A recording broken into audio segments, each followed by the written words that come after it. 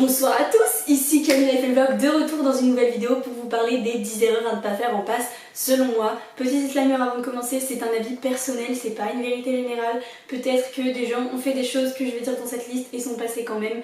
Mais c'est les choses selon moi à éviter pour mieux réussir ou au moins mieux vivre ton année. Donc c'est parti pour la vidéo. Première erreur à ne pas faire, c'est lire passivement son cours, apprendre de manière passive. Faut savoir que quand tu apprends quelque chose, ton cerveau il va connaître l'information et reconnaître l'information. Et quand tu vas lire ton cours, tu vas lire ton cours par exemple pour la 3e fois et tu vas dire ah ouais c'est vrai, ça je m'en rappelle, ça je connais. Mais en fait tu connais pas vraiment cette information, tu reconnais l'information. Ton cerveau se dit ok cette information là je l'ai déjà vue. Mais si je te demande la même info complètement hors contexte sans que tu aies lu ton cours et tout, tu vas pas être capable de me la ressortir. La mémorisation active c'est vraiment selon moi indispensable pour ne pas faire ça, pour vraiment bien apprendre son cours, bien connaître son cours, puisque en fait tu vas montrer à ton cerveau que cette information elle est utile et qu'il faut la retenir. Parce que si je te donne une information comme ça par exemple, quelle est la capitale je sais pas, du Congo, bon bah voilà je vais te donner la capitale du Congo, mais si je te redemande dans 2 minutes, t'auras oublié cette info parce que c'est pas une... Enfin, ton cerveau il va se dire que maintenant tout de suite t'en as pas besoin, donc il va juste, ça rentre par une oreille et ça ressort par l'autre. Alors que bah, si tu apprends ça de manière active, par exemple je te montre une carte, je te dis que la capitale c'est la capitale du Congo c'est telle ville, et je cache sur la carte, je te montre une carte, je te montre où c'est, je cache sur la carte, je te demande hey, c'est quoi cette ville qui est ici, bah là ton cerveau il va se dire ok cette information là elle est utile, j'en ai besoin, il faut que je la retienne. Voilà, la mémorisation active ça peut être donc c'est tout ce qui va être de rechercher l'information. Donc par exemple tu caches ta feuille, tu essaies de rappeler de l'information, de la chercher par toi-même, de te dire tout ce que tu te rappelles de ton cours. Ça va être faire des flashcards, ça va être se poser des questions, ça va être expliquer le cours à quelqu'un comme si tu étais professeur ou quoi. Voilà, et pour moi ça c'est vraiment quelque chose d'indispensable pour bien retenir son cours. Deuxième erreur à ne pas faire, c'est s'obstiner, ne pas s'obstiner pour rattraper son retard. Vraiment, s'il y a quelque chose à éviter, c'est ça, parce qu'au final tu vas prendre plus de retard. Si par exemple t'as, je sais pas, 3 cours de retard et que t'as des nouveaux cours qui arrivent et que tu te dis merde non il faut que je rattrape mon retard et tout, tu vas juste te focaliser sur ton retard, tu vas apprendre ton retard, mais pendant ce temps là tu fais pas les nouveaux cours qui arrivent, et comme tu fais pas les nouveaux cours qui arrivent, bah tu les prends en retard et tu vas prendre de plus en plus de retard, ça fait un peu effet boule de neige. Et au final ça va être impossible à la fin de rattraper ton retard. Alors que si tu continues de faire tes nouveaux cours comme si tu n'avais pas de retard et que dès que tu as un peu de temps libre, par exemple un peu le soir ou quoi, il te reste je sais pas une demi-heure, tu vas te dire ah ouais bah il me reste une demi-heure, ok bah je vais rattraper ce cours là pour rattraper ton retard progressivement plutôt que de te focaliser que sur celui-ci et donc en prendre encore plus. Troisième erreur à ne pas faire, qui est pour moi une erreur vraiment énorme, c'est ne pas faire d'annales. Vraiment c'est hyper important de faire des annales, de faire des QCM, de s'entraîner, puisque une personne qui connaît son cours par cœur mais qui ne s'est pas entraînée aura peut-être pas forcément une super note à l'examen, alors que toi qui connais peut-être moins ton cours que cette personne mais t'es entraîné à fond, a compris les mécanismes des QCM, comment les profs fonctionnent, comment juste l'examen va se passer, ce qu'on peut te poser comme question, les points importants, etc. Et bien tu t'en sortiras peut-être beaucoup mieux que l'autre personne qui n'en a pas fait. Donc même souvent les profs ils reprennent un peu d'une année sur l'autre les QCM et ça peut vraiment te permettre de mieux gérer tes examens, de mieux gérer ton année, etc. Ouais. Quatrième erreur à ne pas faire, c'est négliger ton temps de sommeil.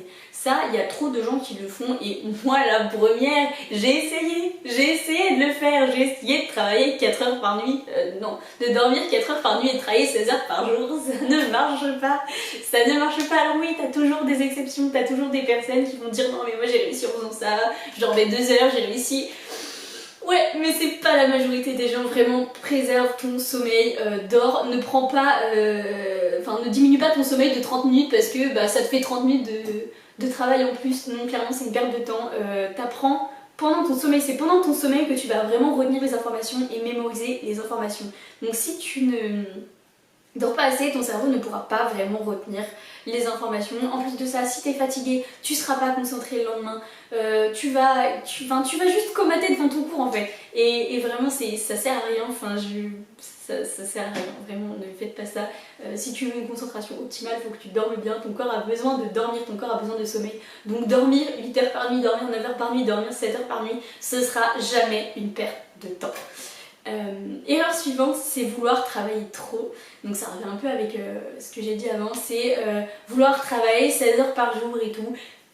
Pareil, selon moi c'est pas possible. Tu peux pas rester concentré 16, 17, 18 heures par jour devant ton cours, c'est juste pas possible. Même 14, 15 heures, c'est juste pas possible. Tu seras pas concentré, tu vas pas bien retenir les infos, tu vas buller. Enfin, moi je voulais faire ça trop. Enfin, mais après t'es épuisé, je voulais trop faire ça au début de l'année surtout, partir en disant ouais non mais trop facile, c'est bon, là la passe, moi je travaille 16 heures par jour, y a pas de problème, comme ça je serai dans les 10 premiers de la promo, je passe en médecine, je vais même pas aux oraux et tout, et vraiment, non. Ça c'est pas passé comme ça, parce qu'au final, peut-être que je travaillais 16 heures, mais au final j'étais pas du tout concentrée et je perdais juste mon temps. J'étais juste en train de réfléchir devant mon cours, de partir dans la lune et tout. J'ai des potes qui travaillaient 10 heures par jour et qui avaient des bien meilleurs classements que moi, qui travaillaient 16 heures par jour à la fin du premier semestre. J'ai fini 230 je crois, et j'ai des potes qui travaillaient 10 heures par jour tous les jours et avec une pause le dimanche, et enfin une pause le dimanche après, et qui ont terminé 100-150. Donc vraiment c'est pas le nombre d'heures que tu vas travailler qui va déterminer ta réussite ou pas, c'est plus la concentration, enfin juste ta concentration en fait. Donc vraiment ne néglige pas tes temps de pause, ne néglige pas ton sommeil pour travailler trop, travailler 2 heures de plus chaque jour, 1 heure de plus ou une demi-heure de plus, en négligeant le reste à côté, en négligeant ta santé, en négligeant ta santé mentale, en négligeant tout, ça va pas te permettre de mieux réussir au concours et ça va pas du tout te permettre d'avoir des meilleures notes, ça va juste te desservir. Enfin, moi j'ai l'impression que ça fait un petit peu une courbe, c'est-à-dire que plus tu travailles, plus tu as des bonnes notes, plus tu travailles, plus tu as des bonnes notes, et puis à partir d'un certain nombre d'heures, et ben c'est l'inverse. Plus tu vas essayer de rajouter des demi-heures en plus, plus tu vas essayer de rajouter des quarts d'heure en plus, moins tu es efficace au final. Donc en fait tu redescends finalement dans ta courbe. Je sais pas si c'est très clair. Erreur suivante, c'est ne pas faire de pause. Donc pareil, toujours un peu dans le même registre. J'ai essayé de le faire, de me dire non c'est bon, là je travaille 3-4 heures de suite sans faire de pause. Le soir je travaille plus tard, machin. Vraiment, le week-end, ne pas faire de pause le week-end, ça c'est un truc que j'ai fait, et grosse erreur aussi. Pour moi c'est hyper important de se garder quelques heures le dimanche, le samedi, à un moment donné, pour faire ce qui te rend heureux, pour regarder des séries si t'as envie, pour aller voir tes potes, pour vraiment, je sais pas, même quand t'as fini ce que t'avais à faire, te dire, sans culpabiliser, te dire juste bah c'est bon, ok là maintenant j'ai fini, j'ai bien travaillé, je suis fière de moi, et je peux aller sortir, boire un verre avec des potes si j'ai envie. Enfin vraiment pour moi ça c'est primordial. J'ai essayé de pas faire de pause, de pas dormir et tout, et qu'est-ce qui s'est passé au final? Qu'est-ce que j'ai fait? Eh bien je finissais sur mes polis à regarder les stories de Nabila pendant des heures et à défiler toutes les stories comme ça de Maëva Guénal, de Nabila, de Kingo. Est-ce que c'est utile? Est-ce que c'est vraiment du temps utile? Non, parce que en plus déjà je trouve ça débile, et en plus de ça, pendant que j'étais en train de regarder ces stories là, je culpabilisais, j'étais en train de me dire ouais mais là tu devrais être en train de faire tes polis, tu devrais être en train de travailler, mais les autres ils avancent pendant ce temps là et tout et toi tu fais rien. Oui, donc en fait c'est même pas reposant finalement, c'est même pas reposant, t'es encore sur ton bureau, t'as tes polis qui sont là, mais vas-y tu scrolles et tout. Vraiment, enfin pour moi le temps de sommeil que tu perds, le temps de pause que tu perds, tous ces trucs là c'est vraiment du temps que tu vas rattraper à un moment ou à un autre. Tous ces temps de dire ouais je travaille 30 minutes de plus par jour, finalement tu vas pas travailler 30 minutes de plus par jour, finalement tu vas juste avoir l'impression de travailler 30 minutes de plus par jour parce que bah voilà, dans ton planning il y a 30 minutes de plus, mais finalement tu vas juste passer ces 30 minutes de plus, voire 1 heure de plus à procrastiner, à traîner, à être sur ton téléphone, à buller, à regarder le sol et enfin le ciel et tout, enfin vraiment ne faites pas ça, enfin faire des pauses c'est hyper important, pareil, pour que ça aère l'esprit un peu, tu vas être beaucoup plus concentré et beaucoup mieux retenir les informations si tu fais ça, selon moi. Aussi, autre erreur à ne pas faire, c'est faire des impasses. Ne faites pas d'impasses, ne faites pas comme moi, ne vous dites pas c'est bon de toute façon la biocelle j'y arrive pas, c'est trop nul, le 8 à la poubelle et faire des impasses et avoir 8 au concours après. Ne faites pas ça, ne faites pas ça, ne faites pas ça, non, vraiment faire des impasses, enfin revoyez tout. Quitte à ça, à connaître un tout petit peu moins bien, bah revoyez tout, parce que de toute façon ça va toujours tomber sur l'impasse. Ça va toujours, le cours que t'as pas appris, ça va toujours tomber dessus, c'est sûr, toujours la chance elle est pas là, donc vraiment ne faites pas d'impasse, apprenez tout, ne faites pas d'impasse. Erreur suivante, c'est ne pas aller en CM. Alors ça pareil, les gens sont assez mitigés là-dessus, mais pour moi c'est vraiment hyper important d'aller en CM. Le prof va donner des indications sur ce qui peut être aux examens et tout, il va donner des petits tips, il va insister sur certaines notions, et même, enfin, je trouve, t'apprends mieux en fait. Enfin, je trouve que c'est beaucoup plus facile d'apprendre un cours et de comprendre le cours quand t'as été en CM plutôt que de lire passivement ta feuille de cours, ton poli, surligné, machin. Donc vraiment, pour moi, aller en cours, c'est hyper, hyper important. Et même aussi au niveau du temps, je trouve que c'est beaucoup plus facile de faire une journée de 12 heures de travail avec 4 heures de cours le matin et 8 heures de travail personnel que 12 heures de travail personnel où t'es là tout seul devant tes cours, devant tes polis et tout. Enfin, voilà, après ça reste encore une fois un avis personnel, mais j'ai beaucoup moins de mal à... Et j'ai eu un meilleur classement d'ailleurs quand j'allais en cours que quand je n'allais pas en cours, donc vraiment pour moi c'est hyper important de y aller. Ensuite, avant-dernière erreur à ne pas faire, c'est trop se focaliser sur les autres. Ne vous concentrez pas sur les autres. Ne vous dites pas ah mais là si je fais pas ça il y a l'autre qui avance et puis l'autre il a un classement, il a ce classement là mais moi j'ai pas ce classement là mais comment je vais faire et puis les autres puis si je fais pas ça, enfin non, vraiment focalisez-vous sur vous-même. Moi ce que j'ai fait en LAS et ce qui je pense a aussi contribué à ma réussite en LAS, c'est de me donner en fait un objectif de notes. J'avais vu par exemple avec les premiers, enfin tu peux voir ça avec les premiers examens et tout, même en interrogeant des étudiants des années passées de ta fac et tout, parce qu'en fonction des facs aussi, en fonction des villes, les notes sont pas les mêmes. Il y a des villes où 12 t'es dans les premiers et il y a des villes 17 t'es dans les premiers. Donc vraiment ça c'est à faire attention en fonction des villes. Mais moi en LAS, ce que j'avais fait, en LAS Eco dans ma ville, le major de promo de l'année d'avant il avait eu 16. Donc je m'étais dit, toute ma LAS, je m'étais dit tu te concentres pas sur les autres. Tu sais que pour être dans les premiers déco, il te faut 16 de moyenne, donc tu auras 16 de moyenne, tu bosses pour avoir 16 de moyenne. Et c'était beaucoup moins anxiogène, je me concentrais pas sur les autres parce qu'en fait je savais que de toute façon cette note-là, elle me permettrait d'être dans les premiers. J'avais pas besoin de me dire oui mais l'autre il va avoir telle note et puis s'il fait ça, machin.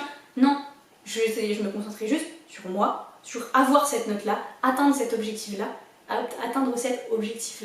et voilà, et c'est tout.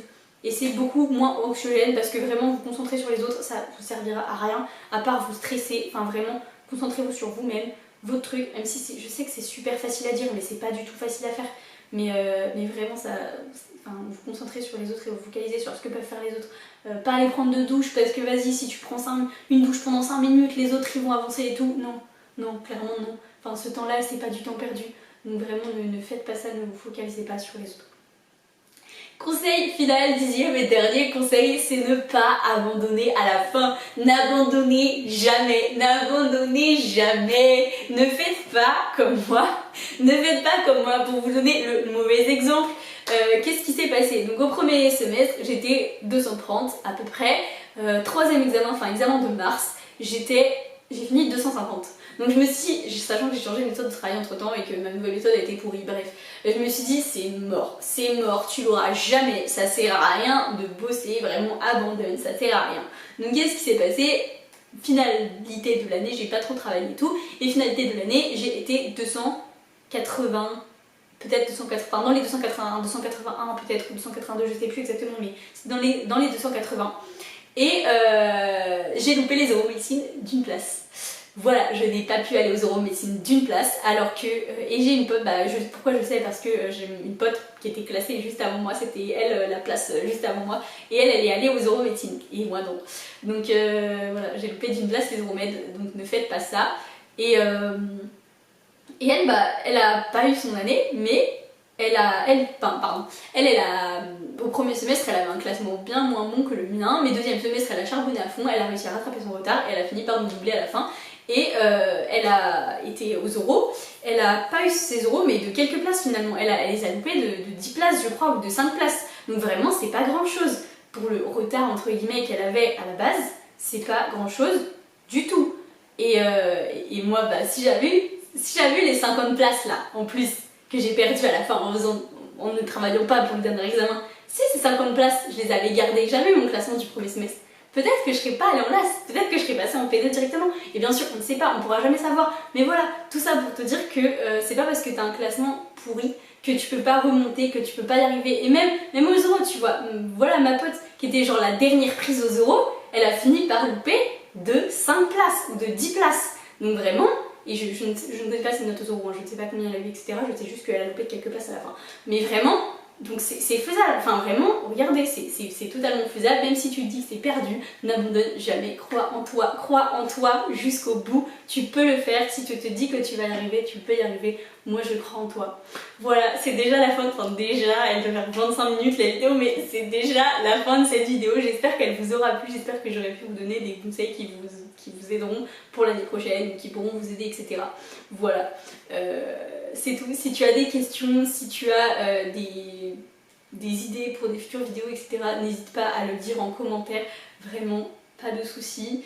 Et j'y répondrai dans tous les cas. Donc voilà, bref, c'est tout. J'espère que cette vidéo vous aura plu et je vous fais des bisous et je vous dis à bientôt dans une prochaine vidéo.